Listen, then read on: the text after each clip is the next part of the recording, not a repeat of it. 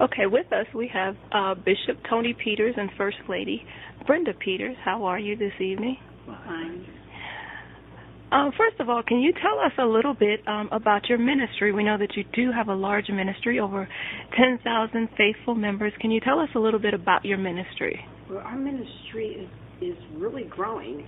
It's really going great. We have a large, wonderful church with wonderful members. We have a lot of activities going on. Actually, we have like over 25 to 30 ministries, effective and involved ministries, where we're seeking out different avenues without the community and within our church, from youth ministry all the way up to seniors. You know, so I think we're full blown in the areas that where we really are able to receive. The people are receiving our ministry. Don't you think so, Annie? I do think so. I think it's grown a lot.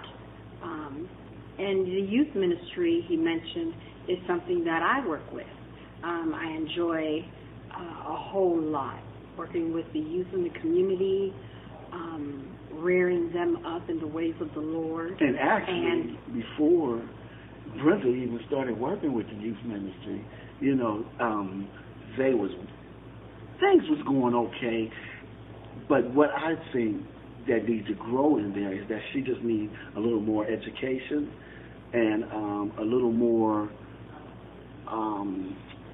she just needs to grow more. Okay, so let me understand.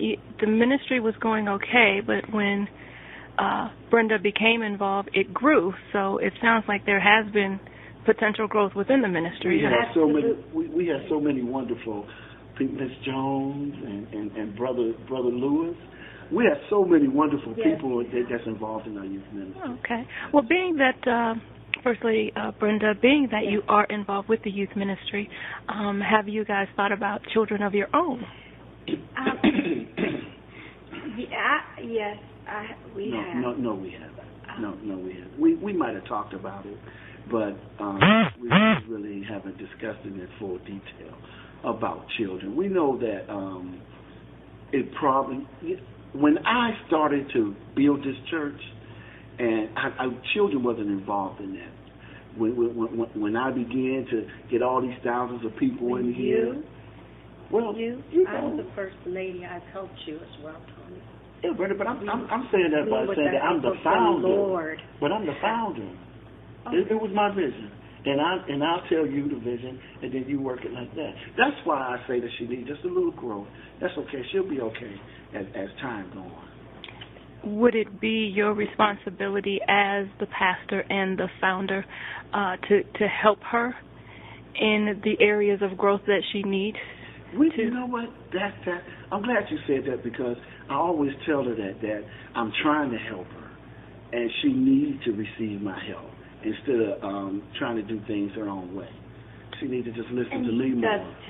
He does tell me, but I would really like for him to be more involved at home. Maybe if he was involved at home. What's all got to do with this? See, there you go, Brenda. Maybe I would we're be talking able about to church, grow. Brenda. We're talking about you. See, there you go. But okay, well, speaking of home, how do you see, how do you work, and I know you guys are really busy, you know, with the ministry. How do you manage to keep your relationship on point? How do you work the ministry and your marriage together? Well, you know, it's very important, you know, that we do the Lord's work first. Our ministry is very important to us. And Tony, you know, and I do admire him. I think when we actually, when we're talking about our marriage and our relationship with how we run the church, I don't even think those two connect. You know, really, some churches are that way. Our ministry isn't that way. Now, Brenda, you know it, because you always argue with me and don't see the vision that I see. I don't argue with you. So we have other leaders in the church that could carry out the vision. It's not you. I know, but the word says for a husband to love his wife as Christ loves the church. I'm seeing a little dissension in the ranks. About the word.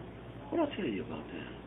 See, and that's what I mean. That's what's important. I love Brenda. We love each other so much. It almost sounds a little bit like a business arrangement instead of a marriage. That's the vibe that I'm picking up. You know what? When you have a capacity, when you have a capacity of 10,000 members, it do become a business orientation. It does. Okay. Well, we thank you guys so much for giving us this interview. Are there any last words from either of you? I love my husband.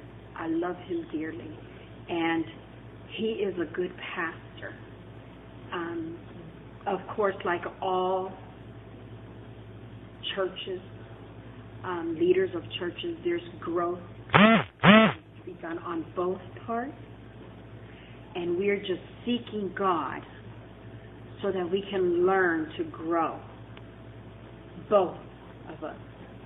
Wonderful. That we can continue to do the Lord's work. And I agree with Brenda 100%. I agree with her because where I'm at in my ministry, she needs to get there also, and we'll have a better, we'll be able to serve the people better once she gets to where I'm at. And if she doesn't, it's okay because I'll be there for her. You know, that's why I don't think we're ready for children. I understand. Well, thank you guys so much for taking the time out of your busy schedule to sit down and talk with us. Okay, thank you guys so much.